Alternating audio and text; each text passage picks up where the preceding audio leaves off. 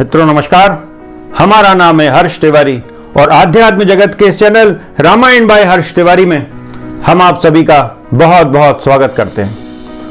मित्रों, आज की चर्चा का जो विषय है वो है माता सीता की अग्नि परीक्षा।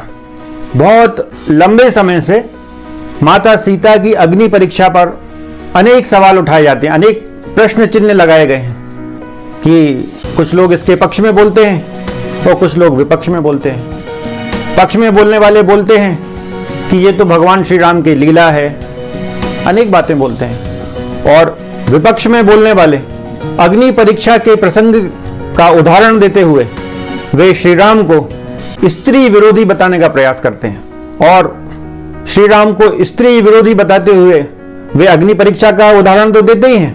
वो कहते हैं कि देखो, श्री राम ने माता सीता की अग्नि परीक्षा ली और बाद में फिर परित्याग भी कर दिया, उनका वन में छोड़ दिया उनको अकेला। तो इस प्रकार के आरोप वे भगवान श्री राम पर लगाते हैं। अब जैसा कि हमने थंबनेल में कहा, माता सीता का जो अग्नि परीक्षा का प्रसंग है वो अति रहस्यमयी है, अति विशेष है। तो इसमें विशेष क्या है, क्या रहस्य है, तो आज इसी विषय पर चर्चा होगी।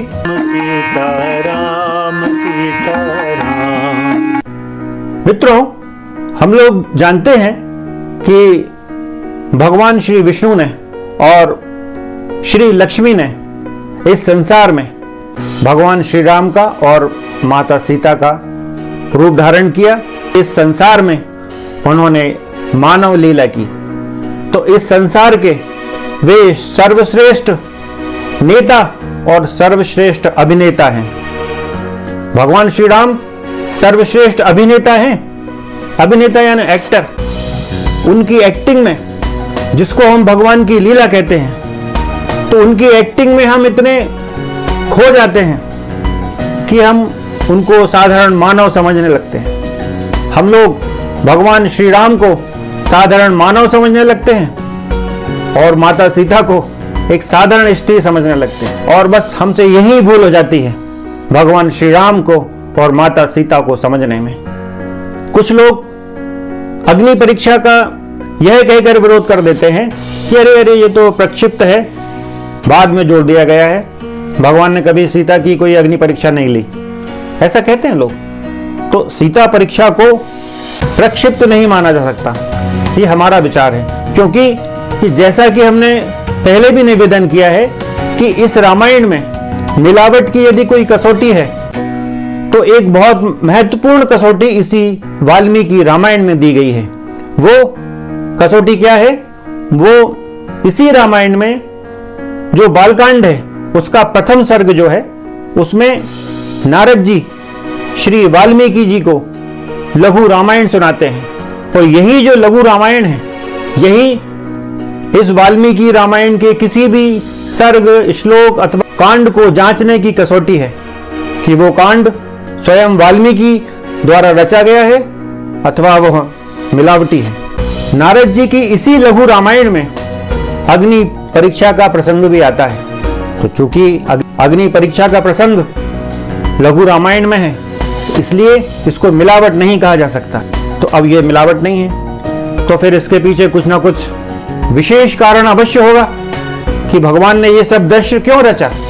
आज इसको बारीकी से देखना पड़ेगा। श्री राम रक्षा स्तोत्र का जो पहला श्लोक है बड़ा महत्वपूर्ण है कि चरितम रघुनाथस्य शतकोटि प्रविस्तरम एक अक्षरम पुंसाम महापातक नाशनम। कि राम जी का जो चरित्र है वो 100 करोड़ विस्तार वाला है और उसका एक एक अक्षर सारे पापों को नष्ट करने वाला है।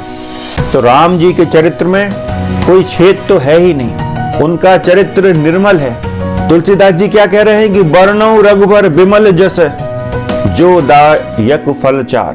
राम जी का चरित्र विमल है, जिसमें कोई मल नहीं है। यदि किसी को मल दिखता है तो उसकी बुद्धि में मल है। यदि आंखों के ऊपर काला चश्मा आदमी पहन लेता है तो सब जगह अंधेरे अंधेरा दिखता है उसको, तो इसमें प्रकाश का दोष नहीं है। उसने आंखों के ऊपर जो चश्मा धारण कर लिया है काले रंग का, दोष उसका है। और ये अग्नि परीक्षा हम लोगों की दृष्टि में अग्नि परीक्षा है। ना भगवान ने अग्नि परीक्षा ली, ना सीता जी ने अग्नि परीक्षा दी। ये तो उन दोनों की लीला है, मिलकर उन दोनों ने एक लीला खेली है। क्योंकि भगवान श्री राम को और माता सीता को लौटकर अयोध्या आना है। अयोध्या के सारे नागरिक तो भगवान नहीं है, भगवान तो केवल राम सीता ही है ना। तो उनको जब समाज में लौटना है, हर व्यक्ति ये जानता है कि माता सीता 1 वर्ष तक शत्रु के घर में निवास कर आई हैं, तो उनके ऊपर कोई अनुचित उंगली ना उठे उनके चरित्र पर, इसलिए भगवान ने ये लीला रची, माता सीता ने ये लीला रची। यहाँ कोई परीक्षा अग्नि परीक्षा नहीं हो रही है। वो हम लोगों की दृष्टि में अग्नि परीक्षा हो सकती है, उन दोनों का तो कुछ अलग ही खेल चल रहा है वहाँ। क्योंकि जो स्त्री वहां सीता जी के रूप में विराजमान है लंका में, वो ओरिजिनल सीता तो है ही नहीं, वो सीता का एक प्रतिरूप है जिसको छाया कहते हैं लोग। मौलिक सीता जो है वो तो भगवान श्री राम के पास ही है। अब ये कैसे हुआ? तो हम लोग संसार में एक चीज देखते हैं कि अनेक संत जो हैं, जो बहुत उच्च स्तरीय संत हैं, तो वो एक साथ में अनेक स्थानों पर पाए जाते हैं कि यदि वो एक स्थान पर लोगों के सामने विराजमान है तो वो अन्य सैकड़ों जगह पर भी उनकी स्थिति पाई जाती है। तो ये उनकी साधना की उच्च अवस्थाओं के कारण होता है। ये सांसारिक लोग हैं, संत महात्मा लोग, तो जो इस प्रकृति के रचयिता है, तो क्या वो अनेक रूप धारण नहीं कर सकते? जिन्होंने ये पूरी सृष्टि की रचना की है, क्या वो अनेक रूप धारण नहीं कर सकते? माता सीता जो लोगों को वहां लंका में दिखाई दे रही हैं, वो तो उनकी प्रतिछाया मात्र है। ओरिजिनल सीता जी को यदि रावण स्पर्श कर देता तो जलकर भस्म हो जाता। ये शब्द मंदोदरी ने कहे कि उस सती सीता को हाथ लगाने पे तुम उसी समय क्यों नहीं भस्म हो गए? जब रावण की मृत्यु हो जाती है और मंदोदरी विलाप करती हैं, उस समय वो कहती है ये बात कि जब आपने सीता को पहली बार स्पर्श किया था तभी क्यों नहीं भस्म हो गए जलकर? और रावण की तो औकात ही नहीं थी कि वो सीता का हरण कर लेता। राम जी और सीता जी की लीला स्वरूप माता सीता का हरण हो पाया। भगवान स्वयं हट गए वहां से, लक्ष्मण जी को हटा दिया गया, तो रावण को मौका दिया गया कि वो जिस स्त्री को सीता समझ रहा है, जिनके मुंह में वो पड़ गया है, तो उनका वो हरण करके ले गया। तो ये दोनों की ही लीला है, माता सीता की और श्री राम की। रावण क्या हरण कर सकता है? और ये जो दृश्य उपस्थित किया गया है, भगवान श्री राम द्वारा सीता जी द्वारा अग्नि में कूद गई सीता जी, और भगवान क्रोध की अवस्था में है, तो सारे देवी देवता प्रकट हो गए। उसमें ब्रह्मा जी हैं, उसमें शंकर जी हैं, इंद्र हैं, कुबेर हैं, वरुण हैं, अनेक देवी देवता हैं, अनेक सिद्ध गण हैं।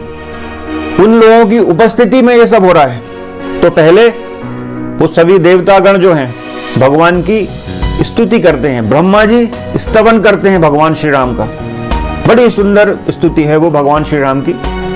और वे सभी देवी देवता भगवान श्री राम से कहते हैं कि आप अपने मौलिक स्वरूप को पहचानिए, कि आप साक्षात विष्णु हैं और सीता और कोई नहीं, साक्षात लक्ष्मी स्वरूप है। तो ये जब घटना घट रही है अग्नि परीक्षा की, तो उस समय हजारों की संख्या में राक्षस गण मौजूद हैं, अनेक स्त्रियां मौजूद हैं, अनेक वानर गण उपस्थित हैं वहां। उनकी उपस्थिति में ये सब हो रहा है। तो यहां भगवान श्री राम की राम नीति का दर्शन हो रहा है। कृष्ण नीति की चर्चा तो लोगों ने बहुत सुनी है। ये सब जो है भगवान श्री राम की विशेष राम नीति का उदाहरण है कि एक अग्नि परीक्षा का दृश्य उपस्थित किया गया और भगवान थोड़े क्रोधित हुए तो सारे देवी देवता प्रकट हो गए, और अग्निदेव अग्नि से प्रकट होकर माता सीता को लेकर आते हैं, और वो भी भगवान श्री राम से कहते हैं कि ये आपकी पत्नी सीता है, परम पवित्र है, आपके अतिरिक्त इसके हृदय में किसी दूसरे व्यक्ति का भाव तो आ ही नहीं सकता। ये सब बातें एक साक्ष्य के रूप में, गवाही के रूप में भगवान श्री राम ने देवताओं के मुंह से कहलवा ली। इतने अपार जनसभा के बीच में वाल्मीकि जी लिखते हैं कि इस अग्नि परीक्षा को तीनों लोगों ने देखा, समस्त भूतों ने देखा। ये जो अग्नि परीक्षा का जो प्रकरण है, ये पूरी रामायण का बहुत महत्वपूर्ण प्रसंग है। और ये जो प्रसंग है, यही तो सीता के परित्याग की सारी संभावनाओं को निरस्त कर देता है। इसी प्रसंग से सिद्ध हो जाता है कि भगवान ने माता सीता को कभी त्यागा ही नहीं। वे जितने समय तक भी इस पृथ्वी पर रहे, दोनों साथ में रहे, क्योंकि भगवान ने उस समय कुछ समय के लिए माता सीता का परित्याग किया है। इसी कारण तो अग्नि परीक्षा हुई। माता सीता अग्नि में कूद गई।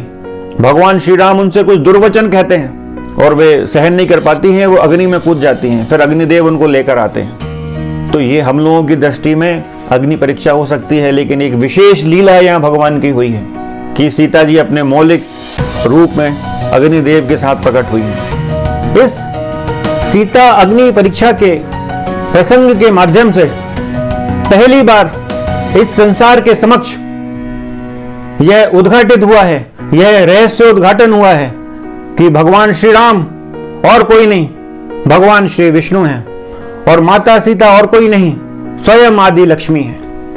ये बात किसने कही है? ये बात स्वयं ब्रह्मा जी बोल रहे हैं। तो इस अग्नि परीक्षा के प्रसंग के माध्यम से भगवान की वास्तविकता का ज्ञान हो रहा है इस संसार को।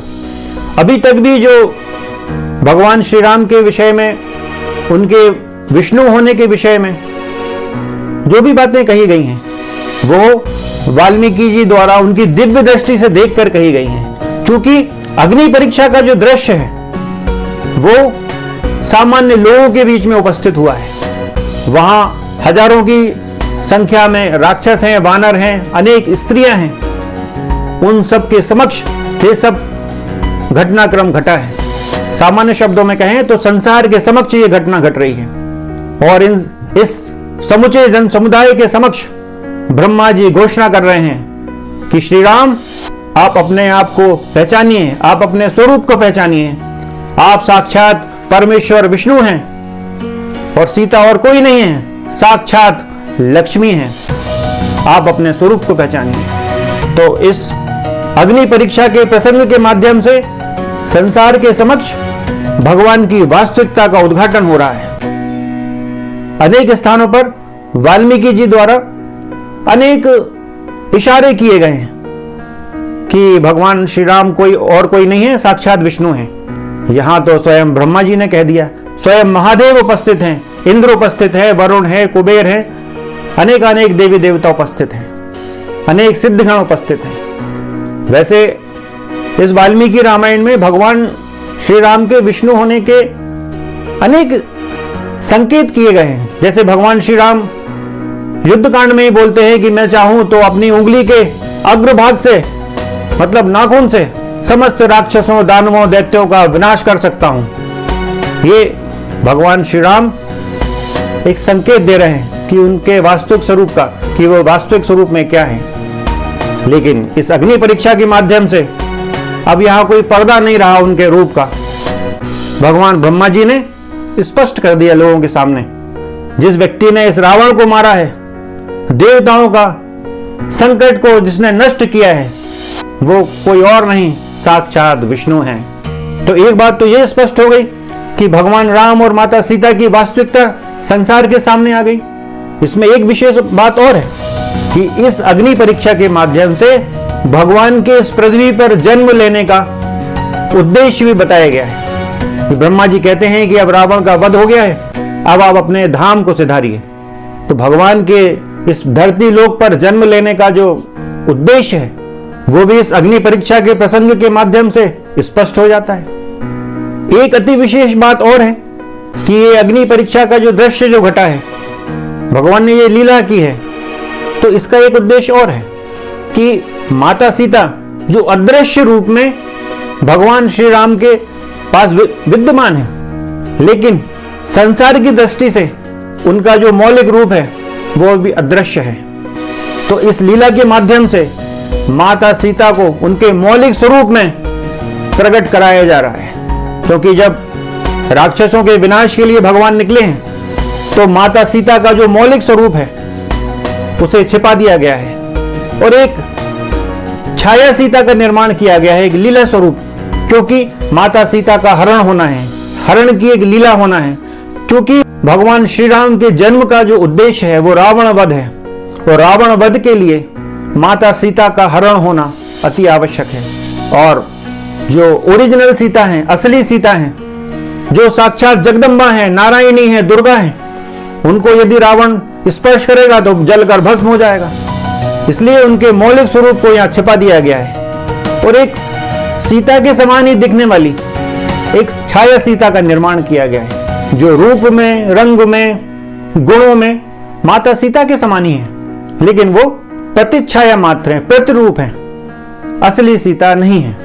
तो इस अग्नि परीक्षा के प्रसंग के माध्यम से भगवान श्री राम को माता सीता अपने मौलिक स्वरूप में प्राप्त हो जाती है। तो इस दृष्टि से भी ये बड़ा महत्वपूर्ण प्रसंग है। भगवान श्री राम ने साक्षात ब्रह्म होते हुए भी लोक मर्यादा का ध्यान रखते हुए इस अग्नि परीक्षा का दृश्य जनता के समक्ष प्रस्तुत किया है कि लोगों को ये लगे कि बिना किसी कारण के राम ने सीता को स्वीकार नहीं किया। देखो देखो, अग्नि परीक्षा में सीता उत्तीर्ण हुई है और इस कारण श्री राम ने सीता को अपना लिया। फिर से सारे देवी देवताओं की गवाही मिल गई इस संसार को।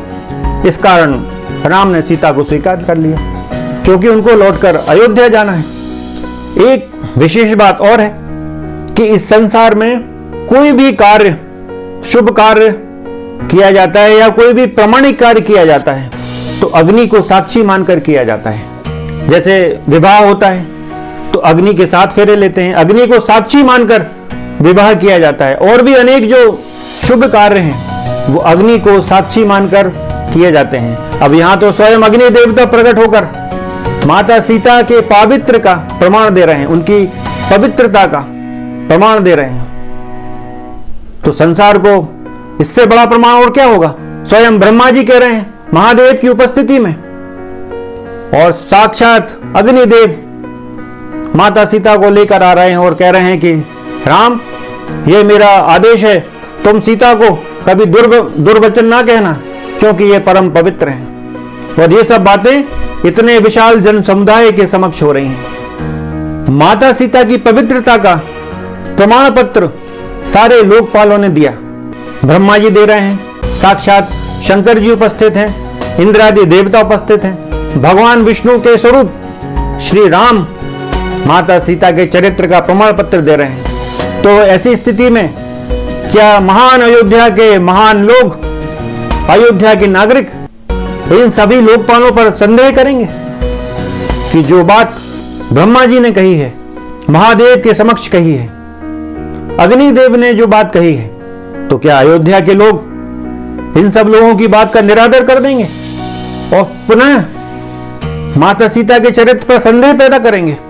तो ये तो संभव ही नहीं है। तो इस कारण ये अग्नि परीक्षा का जो प्रकरण है, माता सीता के जो अन्य वर्ष बचे हुए हैं इस धरती पर लीला करने के, उनको भी स्पष्ट कर देता है। और जैसा कि भगवान श्री राम पर आरोप लगाया जाता है कि माता सीता को उन्होंने परित्याग कर दिया, तो इस अग्नि परीक्षा के माध्यम से सीता परित्याग की सभी संभावनाएं समाप्त हो जाती हैं। क्योंकि जब अग्निदेव कहते हैं भगवान श्री राम से कि राम, ये सीता परम पवित्र है, इसके हृदय में आपके अतिरिक्त तो किसी का विचार आ ही नहीं सकता, तो भगवान श्री राम फिर कहते हैं कि मैंने तो इस संसार की रीति को निभाने के लिए सीता को अग्नि में जाने से नहीं रोका, मुझे तो पता है कि सीता परम पवित्र है। और ऐसे ही बातों के अंतर्गत वो अग्निदेव से एक बात कहते हैं। अग्निदेव से भगवान श्री राम की कही गई ये बात अति महत्वपूर्ण है। वो कहते हैं कि जैसे सूर्य से उसका प्रकाश अलग नहीं हो सकता, ऐसे ही राम से कभी सीता अलग नहीं हो सकती। मैं कभी भी सीता का परित्याग नहीं कर सकता। ये भगवान श्री राम ने ये बात अग्निदेव से कही है। एक प्रकार से भगवान श्री राम का ये वचन है अग्निदेव को कि राम कभी सीता का परित्याग नहीं कर सकता। तो यदि कोई व्यक्ति सीता परित्याग की बात करता है कि राम ने सीता को त्याग दिया, तो वो व्यक्ति भगवान श्री राम पर वचन भंग करने का आरोप लगाता है। यह बात सभी लोग जानते हैं कि रघुकुल रीत सदा चली आई, प्राण जाए पर वचन न जाई। भगवान श्री राम ने अग्निदेव को वचन दिया है कि मैं सीता का कभी परित्याग नहीं कर सकता। तो यहां सीता परित्याग की सारी संभावनाएं समाप्त हो जाती हैं, क्योंकि भगवान ने अग्निदेव को वचन दिया है। तो इसी कारण हमने कहा कि ये अग्नि परीक्षा का जो प्रसंग है वो बहुत महत्वपूर्ण है, इस पर संदेह नहीं किया जा सकता, क्योंकि ये भगवान की एक विशेष लीला है। जैसा कि हमने आगे कहा कि यहाँ भगवान श्री राम और माता सीता की एक विशेष लीला हुई है। तो हमारे इन सारे वक्तव्यों से आपको ये बात स्पष्ट हो गई होगी कि अग्नि परीक्षा का ये प्रसंग कितना विशेष है, कितने सारे रहस्यों का यहाँ उद्घाटन हो रहा है। और माता सीता के भगवान श्री राम द्वारा परित्याग किए जाने की जो झूठी कथा है उसको यहाँ निरस्त कर दिया गया है। अतः जो व्यक्ति भगवान श्री राम द्वारा सीता के परित्याग के विषय में अनर्गल प्रलाप करता है तो वह भगवान श्री राम को वचन भंग का दोषी तो बनाता ही है। वो ब्रह्मा जी को, शंकर जी को, इंद्र आदि सभी लोकपालों को भी झूठा बताता है, उन सभी का वो अपमान करता है। तो इस माता सीता अग्नि परीक्षा के प्रसंग से सीता के परित्याग का जो प्रसंग है पूर्णतः झूठा साबित होता है। अग्नि परीक्षा का यह प्रसंग सिद्ध कर देता है कि वाल्मीकि रामायण में सीता परित्याग का जो प्रसंग मिलाया गया है वह झूठा है, एक मनगढ़ंत कहानी है भगवान श्री राम को अपमानित करने की, उनकी छवि को धूमिल करने की, उनकी कीर्ति को कलंकित करने की। तो मित्रों, आज इतना ही। अगले किसी वीडियो में फिर किसी अन्य विषय पर चर्चा करेंगे। आज अनुमति दें। जय सिया राम, जय जय श्री राम। राम राम राम राम राम राम राम सीता राम सीता राम। आप लोगों से एक विशेष अनुरोध है कि कृपया इस चैनल को सब्सक्राइब करें, वीडियोस को ज्यादा से ज्यादा शेयर करें, लाइक करें और कमेंट करें।